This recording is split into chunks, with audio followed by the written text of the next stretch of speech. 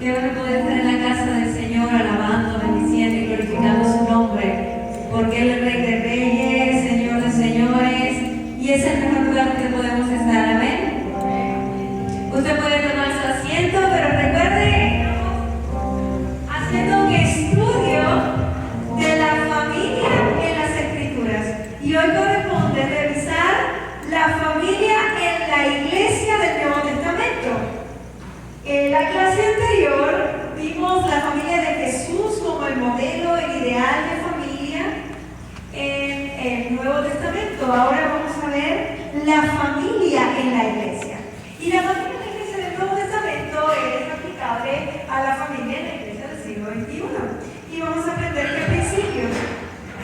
En la iglesia del Nuevo Testamento, la familia se presenta como el ideal de las relaciones interpersonales dentro de la comunidad de fe.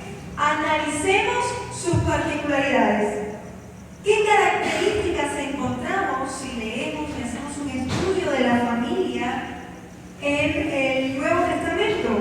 En primer lugar, la familia, el matrimonio que conformaba la familia del Nuevo Testamento es estrictamente monogámica, basada en el pacto entre el hombre, un hombre y una mujer.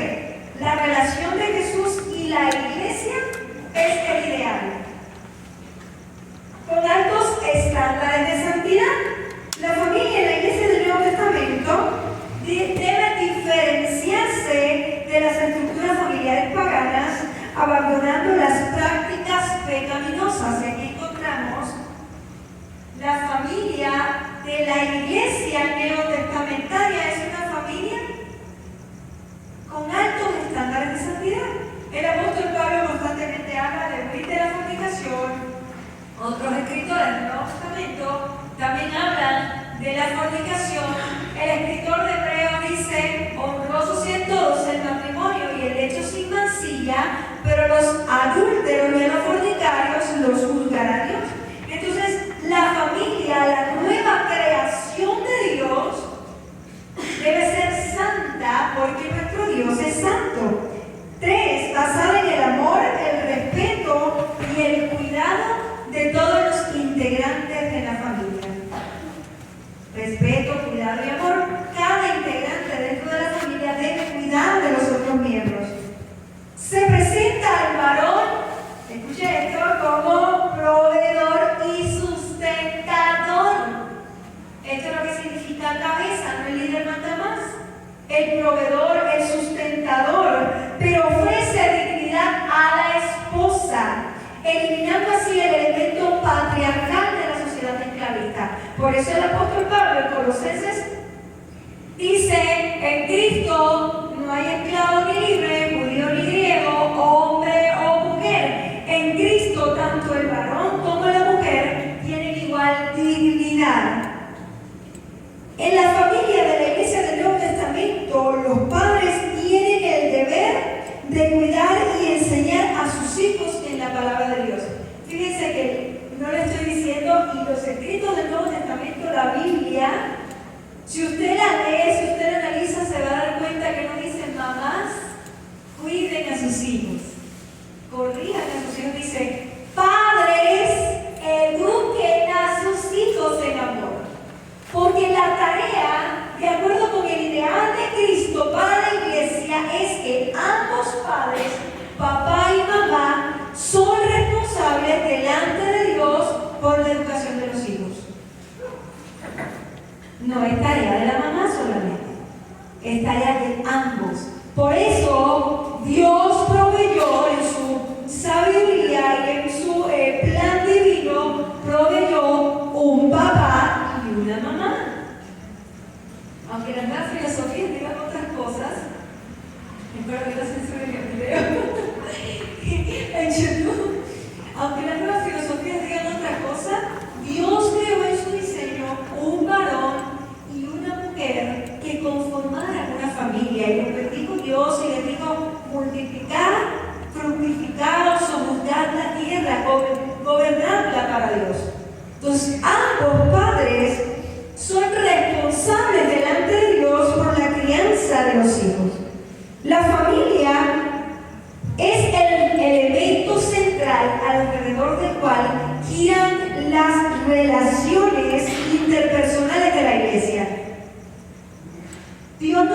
el cuerpo de Cristo con individuos aislados. Dios trata con familias. Seguro que usted ha leído las cartas a Filemón y a la iglesia que está en su casa, a tal iglesia que está en casa de tal.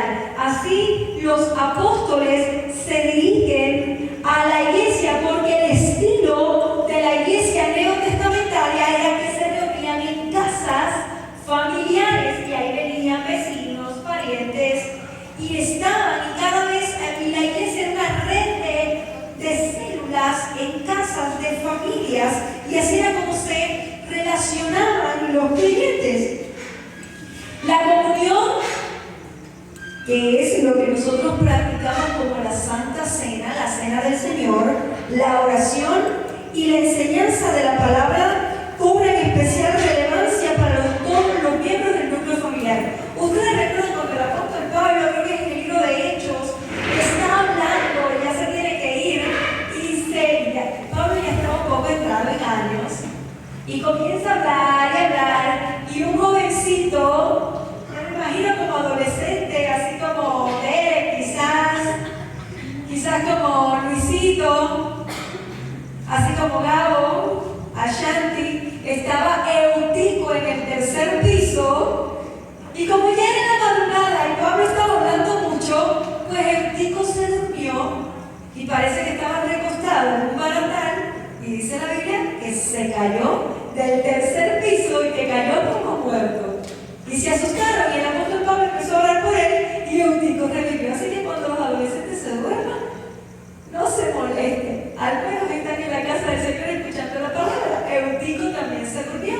Entonces encontramos en el Nuevo Testamento, específicamente en el libro de los Hechos, encontramos que en la iglesia participaban damas, varones, jóvenes, niños, adolescentes. Todos debían aprender la palabra del Señor. Ahora, en el Nuevo Testamento también se nos habla de que la familia o la iglesia es la familia de Dios. Y vamos a analizar la iglesia como familia de Dios. Parte integrante de la buena noticia de Cristo es la oferta de compartir la vida divina. Usted y yo compartimos la vida, la nueva vida que Cristo ofrece. Esta familia sobrenatural tiene vínculos que están por encima de los lazos de una familia terrena, porque todos somos hijos por adopción de nuestro Padre Celestial. Vamos a leer Mateo 10, 37 al 39 y Lucas 14, 26 al 27. De este lado, Mateo 10, 37 al 39, alguien que me apoye, y de este lado, Lucas 14, 26 al 27. ¿Lo tenemos?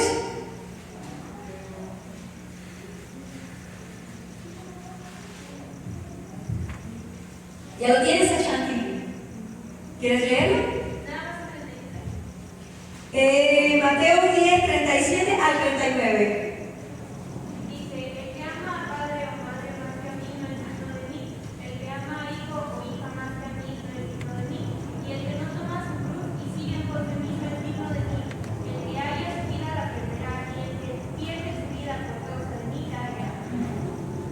Bien, muchas gracias. Lucas 14, 26 al 27.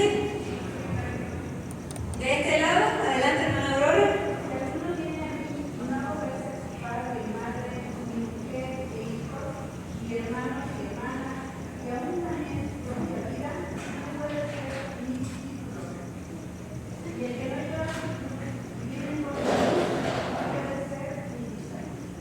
El padre de esta familia es el Padre del cielo. Su descendencia se contrapone a la descendencia del diablo. Juan 8, 41 y 44, cuando Jesús dice: ustedes son de vuestro padre el diablo. Jesús, el primogénito, viene a ser el Señor de la casa, y los que deciden seguirle llegan a ser sus hermanos. Esto dice la Biblia para que él sea el primogénito, pero cuando habla de primogénito no está hablando del primer ser creado, sino del que tiene los derechos de primogenitura. ¿Cuáles eran los derechos de primogenitura? vincula a los derechos de la herencia. En Cristo, Cristo es el que tiene los derechos de todo. Entonces Él es el que está por encima de todo. También eso significa primogénito en Cristo. Está por encima de todo. Ahora, en la carta a los Efesios, el apóstol Pablo muestra que la iglesia es la familia de Dios, pues su función es que los creyentes viven como una familia natural. ¿Quién me ayuda con Efesios 2:19? Hermanos amados, fíjense, esto es una simbiosis o es una relación. Si en la iglesia las relaciones interpersonales de los creyentes están mal, como en la iglesia de Corintios, cualquier parecido con la realidad es pura coincidencia, vamos a tomar a la iglesia de Corintios, las relaciones familiares están mal. Y al revés también, si las relaciones familiares están mal, las relaciones eclesiásticas también. Es una simbiosis. La iglesia como familia de Dios es el modelo para la familia, para nuestras familias. Y lo mismo, la familia es el modelo para la iglesia. La familia, quienes viven en el hogar, es la mini iglesia. Por tanto, la santidad debe ser dentro del templo y debe ser dentro y fuera de casa. Pertenecemos a la iglesia en todo momento. Sí, mi hermano Inés, creo que ya lo tiene. Adelante. A Efesios 2:19.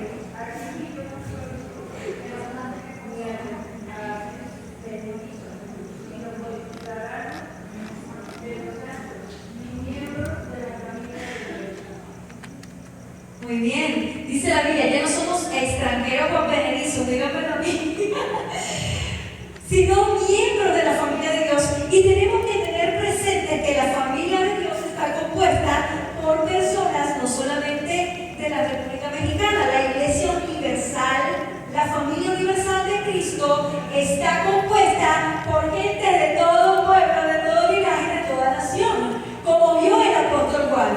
Nos ha redimido y nos ha hecho reyes y sacerdotes para nuestro Dios.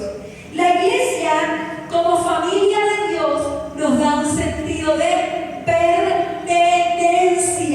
Lo que éramos antes, extranjeros, herederos de las tinieblas y circuncisos, alejados del linaje de Israel, y lo que somos hoy, hombres nuevos, logrando paz y reconciliación, y poniéndonos a todos en un solo cuerpo y como una gran familia. Lo que se espera de cada creyente es que ame su iglesia, que se sienta parte de su iglesia. Me entristece mucho escuchar a algunos creyentes que dicen, yo a esta iglesia me voy de aquí o cualquier cosa de este tipo. ¿Por qué? Porque lo que se espera es que nosotros seamos parte de la familia de Dios. Es como si en casa, aquí todos fuimos adolescentes y los que no fuimos están en el presente siendo adolescentes y los pequeñitos lo serán. Los adolescentes a veces se quieren ir de casa. Hasta el más tranquilo, alguna vez le pasó por la cabeza escaparse de casa. ¿A poco no? Es triste, es preocupante cuando alguien no quiere estar en casa. Las relaciones familiares están fallando. ¿Por qué? Porque lo que se espera, el propósito y el diseño de Dios es que nosotros tengamos sentido de pertenencia con nuestra familia. Y como la familia, la iglesia es la familia de Dios, tengamos también sentido de pertenencia con nuestros hermanos. Que no son perfectos, pues no lo son. Igual que nuestros papás, nuestros hermanos tampoco lo son. Pero Dios nos ha llamado a guardar el vínculo de la paz. Hay estrecha relación, hermanos amados, entre la iglesia y la familia cristiana.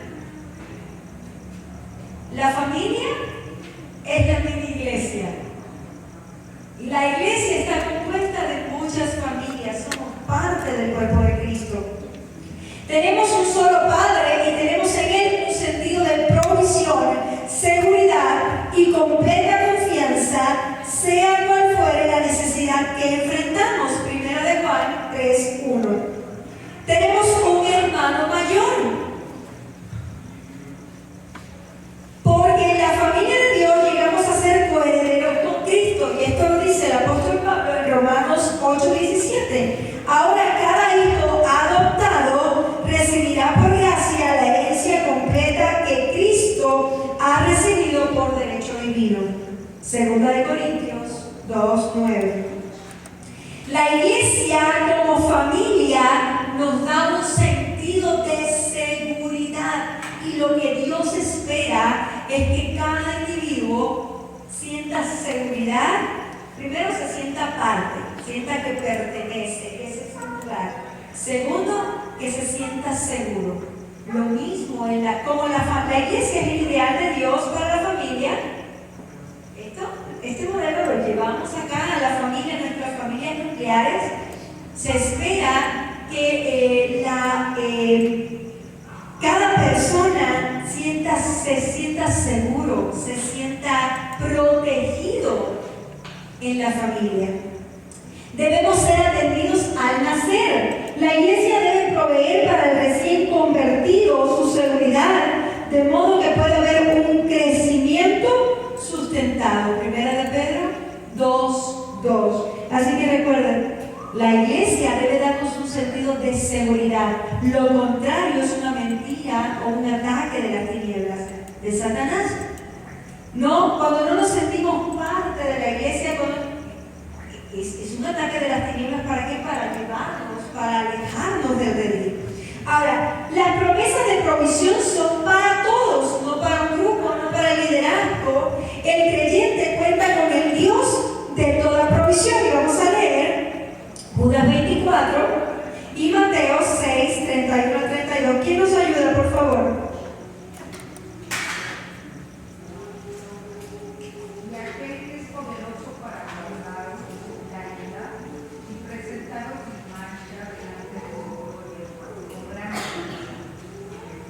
Mateo 6, 31 al 32.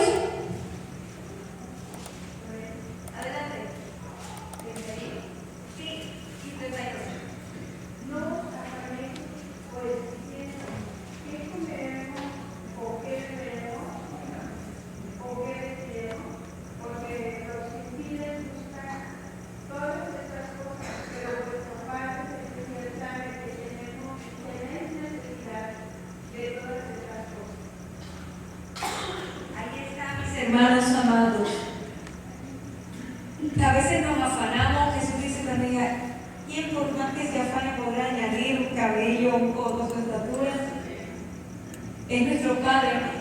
Dios es el dador de toda buena dádiva, el dador de toda provisión. Dios sabe de qué tenemos necesidad. Hermanos, la Biblia también dice: no he visto justo desamparado, ni su descendencia que mendigue pan. El Señor ha prometido no darnos $1.000.000 para gastar y para alejarnos de Él. Porque Santiago dice: pediste y no recibiste, porque pediste mal para gastar conforme a vuestros deleites. Y está hablando del pecado, no que usted se vaya de vacaciones, porque también necesitamos descansar. Santiago está hablando de para gastar, para invertir en deseos mundanos y pecaminosos. Entonces, el Señor es el Dios de toda provisión. Él sabe de qué tenemos necesidad. Si usted quizás estaba batallando con cuestiones económicas, pídale a Dios. Pero Dios quiere que seamos fieles, que llevemos una mayordomía responsable de los recursos que Dios nos ha dado. Y quizás en alguna iglesia por ahí, en mi país, algún que otro joven, esposo joven, quizás decía: no tengo recursos económicos para sustentar a mi familia, pero traía el último iPhone, pero traía dispositivos electrónicos. Entonces, habrá una mayordomía responsable. Quizás el padre de familia dice: no tengo recursos, no tengo dinero, pero trae la última ropa, trae unos tenis caros. Entonces, ¿tiene recursos o está haciendo un mal manejo de lo que Dios le ha entregado en mayordomía? Tenemos que ver, tenemos que ser sabios y dar gloria a Dios en todo momento con todas las cosas que Él nos ha dado. Porque Dios es el Dios de toda provisión, aliento en tiempo de desánimo. El sentimiento de seguridad es transmitido por los cuidados que otros tienen de mi persona. Primera de Tesalonicenses 5:14, ¿quién me ayuda? Cuando yo estoy desanimado, cuando yo estoy desalentado, otros de la familia de Dios, otros del cuerpo de Cristo me levantan, me dan ánimo. Lo mismo debe suceder. Dios espera que suceda en la familia. Cuando el adolescente está desanimado porque reprobó un examen, quizás no estudió mucho, no es la mejor forma, no es el mejor método que papá le diga, ya ves, no haces nada que se te pueda celebrar. No, ánimo, lo harás mejor la próxima vez. Quizás necesitas ser un poco más responsable en el estudio. El hijo viene con un 9 y el papá no, pero no puedes sacar un 9, tienes que sacar un 10, bueno, hermanos. Quizás no todas las inteligencias que Dios otorgó son de la misma forma. La escuela solo mide la inteligencia lógico-matemática, pero hay jóvenes, hay personas que tienen otros tipos de inteligencia que no son medibles con el sistema cerrado y estricto de la educación constructivista. Entonces hay que aprender a ver y a conocer a cada uno de los miembros de la familia. De la misma manera, conocer a cada uno de los miembros de la iglesia. Si hay alguien desanimado, si hay alguien desalentado, pues eso te pasa por pecar. Hermano, todos pecamos, todos fallamos. ¿Cuál sería la palabra de ánimo? Bueno, y fallaste, caíste, pero levántate. Dios quiere que sigas adelante, que no te desenfoques. Con la ayuda del Espíritu Santo lo harás mejor la próxima vez. Eso es lo que se espera de la familia de Dios. Eso es lo que se espera de la familia pequeña o la iglesia pequeñita que tenemos en el hogar. Recuerde que la iglesia no es las paredes, la iglesia somos usted y yo. Por tanto, en casa es una extensión o una célula de la iglesia Misión de Fe. Ahora, la iglesia como familia nos da un sentimiento de identidad. Aquí en nuestra iglesia hay varios Gabrieles y varios Martínez, ¿verdad, Martín? ¿Cómo los conocemos? Mira cómo le va tan rápido. Habla conmigo. ¿Qué otros nombres se repiten? Tenemos varias Araceli también. ¿Cómo los conocemos? ¿Cómo los distinguimos? A ver. Por los apellidos. ¿Y de dónde salen los apellidos? De los padres de familia. Todavía no se ha inventado otra cosa. Yo llevo el apellido de mi papá y de mi abuelo paterno.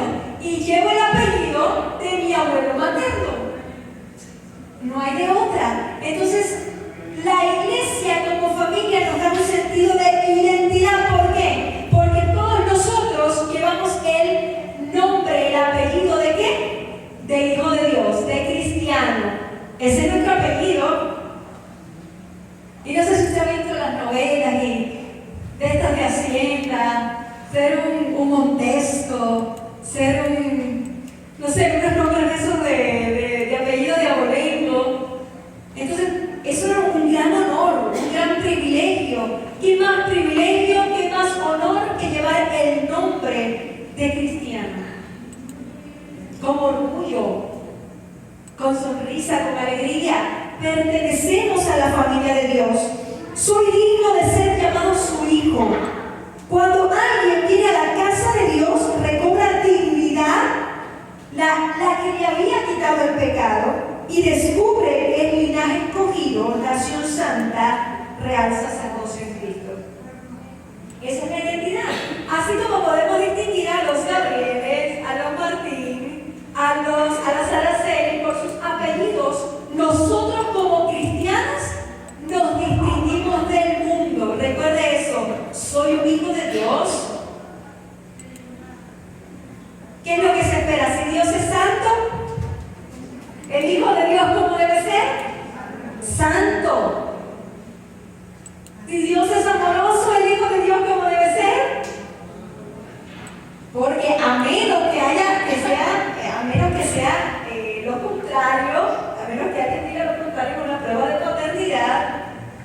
yo genéticamente llevo el ADN de mi papá, llevo el ADN de mi mamá. Entonces, llevar el ADN de Dios o llevar la nueva naturaleza, el nuevo nacimiento que Dios nos ha dado, implica tener las características que Dios comparte.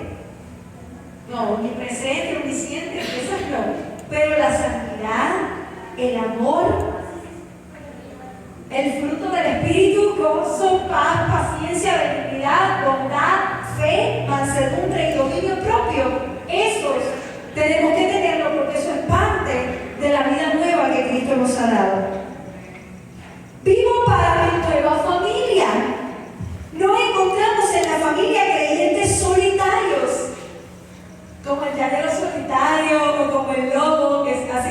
No sé si han visto documentales de animales de naturaleza salvaje, o de Discovery Channel, que por ejemplo hay peleas cuando muere el macho alfa, el lobo alfa, hay peleas entre los jóvenes y el lobo que pierde pues se va lejos y luego se une a otra manada. En la iglesia de Cristo eso no sucede porque en las ovejas, como son los rebaños, no pasa esto. No hay solitarios, no hay aislados. De hecho, todos somos parte del redil de Dios. O privados de la comunión unos con otros, por cuanto tienen una nueva familia, su deseo es identificarse completamente con la congregación. De la misma manera, en la familia estructural o la familia celular, se espera que los miembros de la familia se identifiquen, sean parte unos de los otros. La iglesia, como familia de Dios, nos provee aceptación espiritual. Se espera que seamos aceptados espiritualmente. Se espera que seamos discipulados espiritualmente, que seamos guiados, mentoreados unos por otros, que llevemos las cargas espirituales de nuestros hermanos y que nuestros hermanos lleven las nuestras. Se espera eso en la familia de Dios. Ahora, vamos a leer, no, está muy larga la cita, no nos va a dar tiempo, pero usted puede leerlo en su casa. Efesios 5, 22 al 6, 4. En esta sección, el apóstol Pablo establece un paralelismo comparativo entre la unión mística de Cristo y la iglesia con los esposos varón y mujer. Explica también que las esposas deben estar sujetas a sus esposos a través del vocablo griego hupotazo, que significa hupo, es una preposición espacial. ¿Te recuerdas del domingo que estamos hablando de las preposiciones de iglesia? Si no se recuerda, pues venga el domingo que está bueno el estudio, 9:30 de la mañana. Hupo es una preposición espacial que significa estar debajo, colocarme debajo, y tenía que ver con el lugar donde se colocaban los que remaban en las galeras. Se colocaban debajo y remaban. Luego pasó a ser un verbo que se usaba en el ejército. Entonces, ¿qué implica el jugotazo? El jugotazo implica que yo voluntariamente me coloco bajo autoridad. ¿Alguien aquí ha estado en el ejército? ¿Ha servido en el ejército? Aparte del pastor, ¿quién más ha servido en el ejército?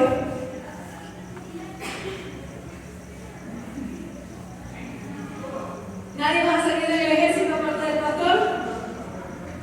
Bueno, cuando alguien quiere ir al ejército, esa persona voluntariamente se inscribe en el ejército. Bueno, a veces no está voluntariamente, pero se inscribe en el ejército y acata las órdenes del jefe, ¿verdad? Bajo él puede ser el general, la independencia del rango que estemos, ¿verdad? Entonces, jugotazo implica que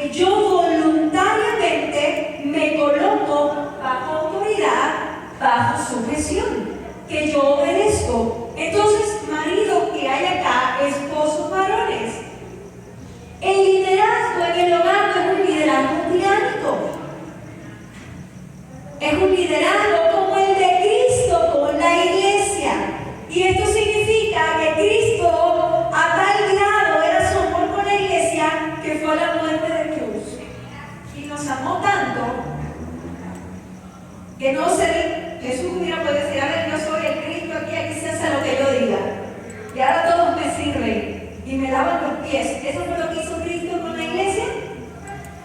Dijo que el que quiera ser el mayor debe ¿qué? Humillarse y servir. Y Jesús puso el ejemplo.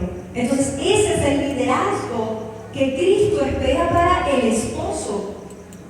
Que sea sacrificial, que honre, que ame a su esposa.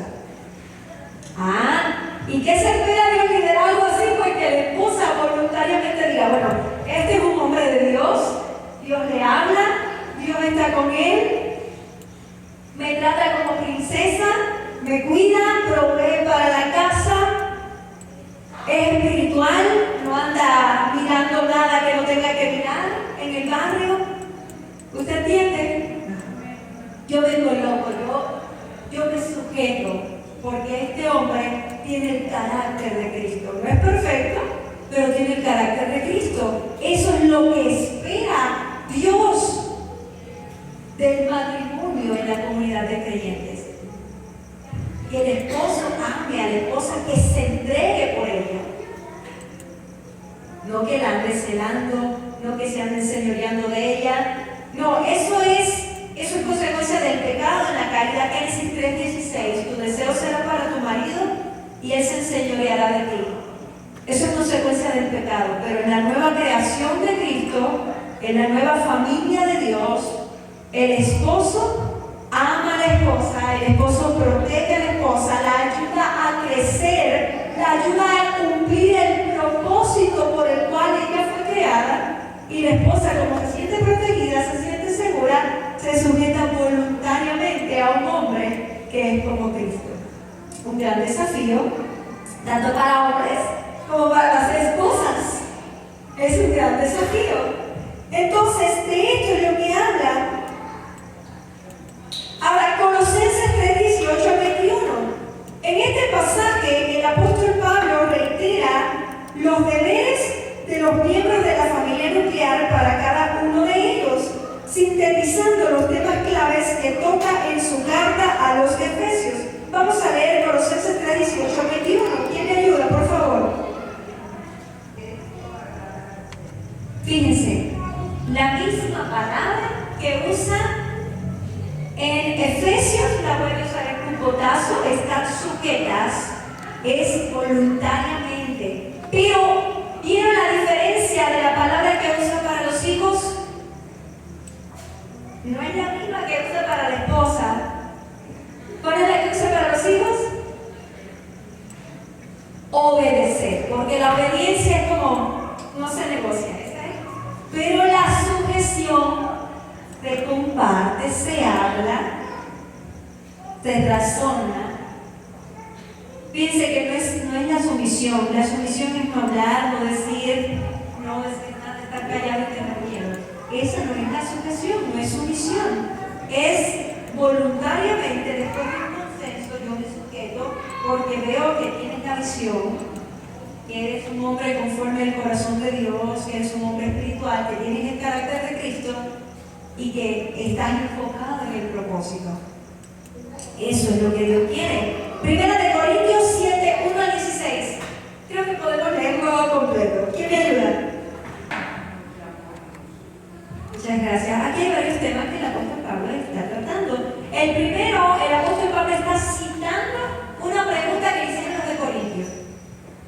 En cuanto a las cosas que me escribiste, va a citar, bueno, le sería al hombre no tocar mujer, porque había una herejía gnóstica que hablaba que el pecado tenía que ver con la intimidad sexual. Y entonces ellos decían, pues no me caso. Entonces el apóstol Pablo dice, no, espérense un momento, ustedes están diciendo esto, pero bíblicamente no es bueno a causa de la fornicación. ¿Qué es la fornicación? Es todo tipo de inmoralidad sexual fuera del vínculo matrimonial entre un hombre y una mujer. Entonces, en esta sección el apóstol Pablo trata sobre el matrimonio y la soltería.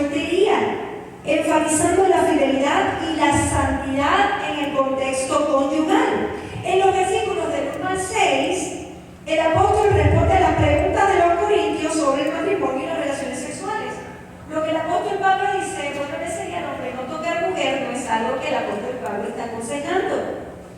Él está citando una pregunta para empezar a responder en cuanto a las cosas que me escribiste. Bueno, le sería el hombre no tocar mujer, que es lo que ellos le preguntaron. El apóstol Pablo va a decir toda una serie de cosas. Ahora, haciendo hincapié sobre la responsabilidad mutua entre los esposos y la necesidad de evitar la fornicación. Hermanos amados, y luego podemos profundizar un poco más en algún taller para matrimonios o algo así, solo voy a ser muy breve. Hermanos amados, fíjense que el apóstol Pablo en 1 Corintios capítulo 7 está hablando de que hay un deber conyugal mutuo. No os neguéis el uno al otro. No es que la mujer debe cumplirle al varón en la intimidad, porque es su deber. Es mutuo. Porque la intimidad dentro del matrimonio fue creada santa. Fue parte del propósito y el plan de Dios. Fue la iglesia romana la que dijo que esto era pecado a través de los estudios de Agustín de Hipona. Pero esto es falso. ¿Dónde es pecado? Fuera del matrimonio. ¿Dónde es pecado? Pervirtiendo el orden natural que Dios ha creado. Pero dentro del matrimonio, dice la palabra, honrosos sean todos el matrimonio y el lecho sin mancillas. Y dice el apóstol Pablo, no os neguéis el uno al otro, a no ser para qué, para la oración por tiempo breve. Ambos, el esposo y la esposa, tienen un deber mutuo y han sido llamados a disfrutar de la intimidad matrimonial.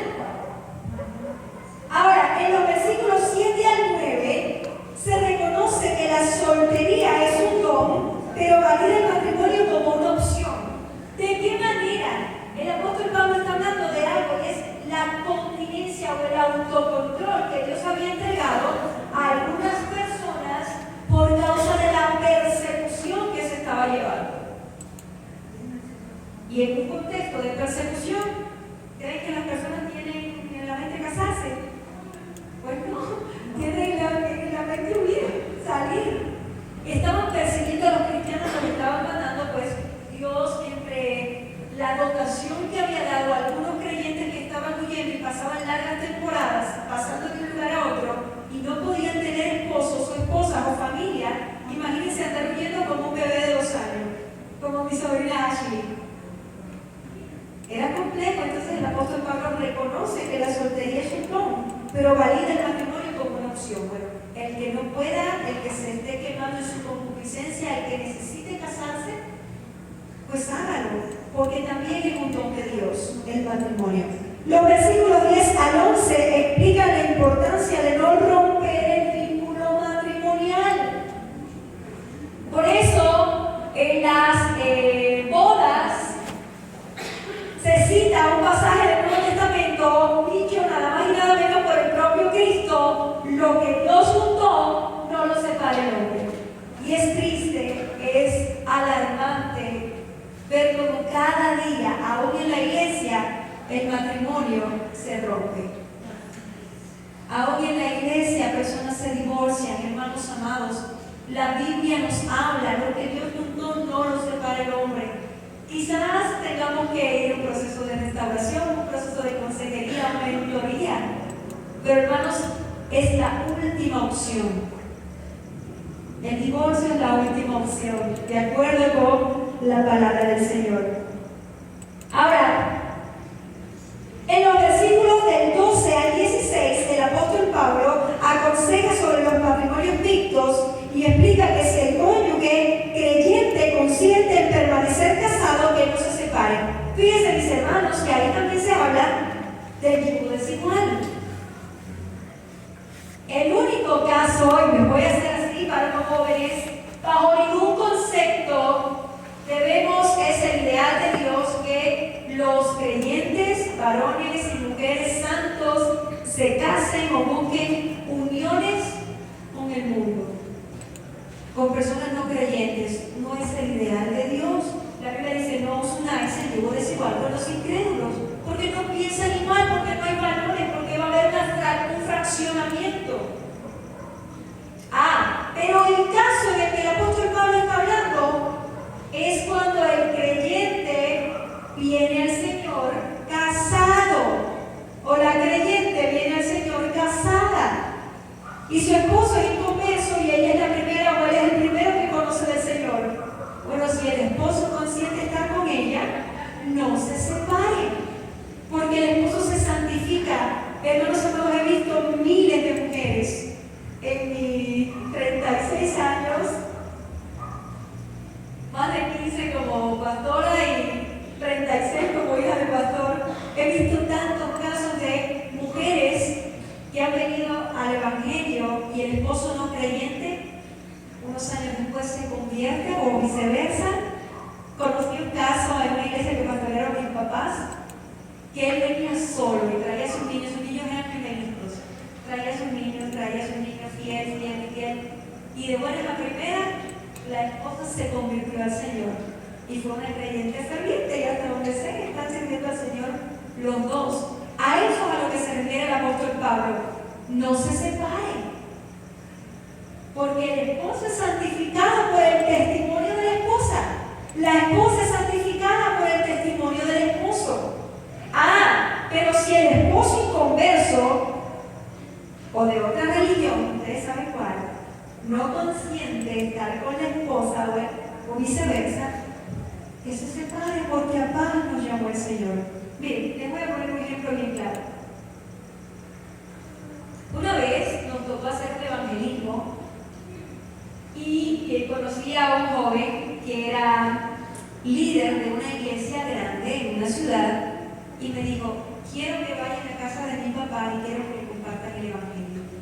A mí me impactó mucho escuchar a este hombre, ya tenía pasado los 60 años, hablando de que él había perdido a su esposa, era un ex comunista, un retirado del ejército, comunista, militante activo del partido, que había perdido a su esposa, que su esposa y sus 2 hijos que eran cristianos. Y cuando salimos de casa de su papá, el joven me hizo toda la historia. Me dijo: mi mamá se convirtió al Señor en el tiempo que en Cuba era súper hostil al cristianismo, y el varón, el esposo, le dijo: o tu iglesia o yo, porque yo no puedo tener una esposa creyente porque yo soy un comunista militante. ¿Y saben qué hizo esta mujer llena de fe con un niño pequeño? Dijo: pues mi Señor, que me salvó. Y el hombre la dejó, la abandonó, se fue, se divorció de ella porque ella era una paria social, una escoria para el gobierno, para la sociedad, y él no podía consentir en un matrimonio con ella por ser cristiana. ¿Saben qué sucedió?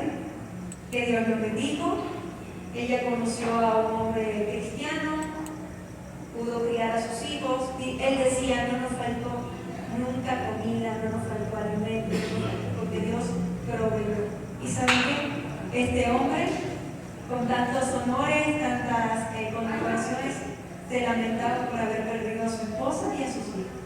A eso es a lo que se refiere el apóstol Pablo. No sé si esta historia, este testimonio haya ilustrado lo que el apóstol Pablo les está diciendo. Si no consiente, si es hostil, sepárese. A paz nos llamó el Señor. Pero si el esposo o la esposa consiente en estar, pero a mí no me importa que tú vayas a la iglesia, es un honor, yo voy de vez en cuando, no se separen. Pero ese consejo no es para los solteritos que buscan en el mundial. No, para eso dice el apóstol Pablo en el mismo capítulo: no os unáis en yugo desigual con los incrédulos. Así que seguimos analizando. Primera de Timoteo 5:8. ¿Quién me ayuda a leerlo?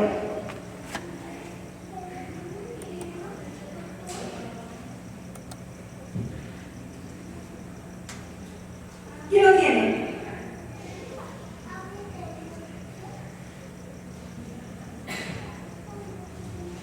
Dice así: porque si alguno no provee para los suyos, y mayormente para los de su casa, han llegado a la fe y es peor que mi. Varones, padres de familia, en este pasaje el apóstol Pablo explica la en los varones para proveer para su casa, y que lo contrario constituye un pecado que niega la fe. Si alguno no provee para los de su casa, si alguno es perezoso como padre de familia, ha negado la fe y es peor que un incrédulo.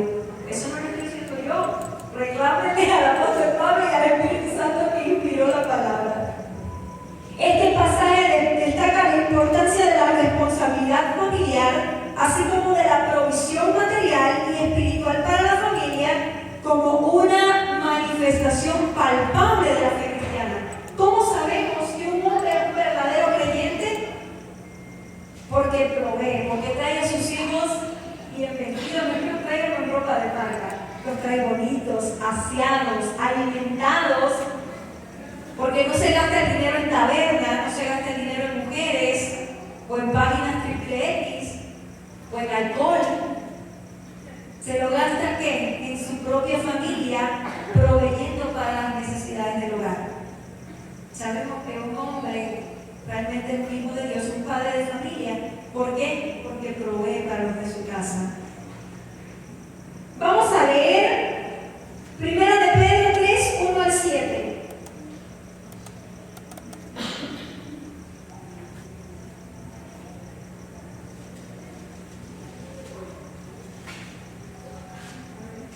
Adelante.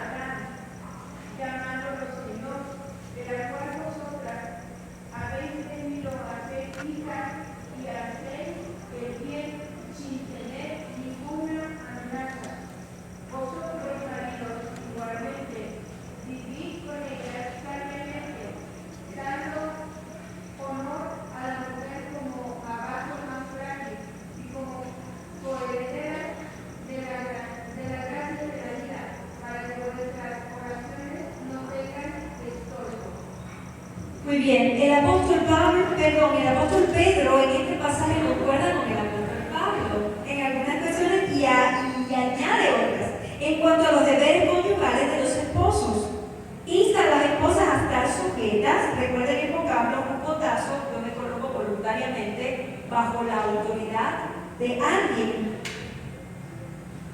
Y dice, insta a las esposas a ser sujetas a sus esposos y a cultivar una belleza interior basada en el espíritu apacible y tranquilo.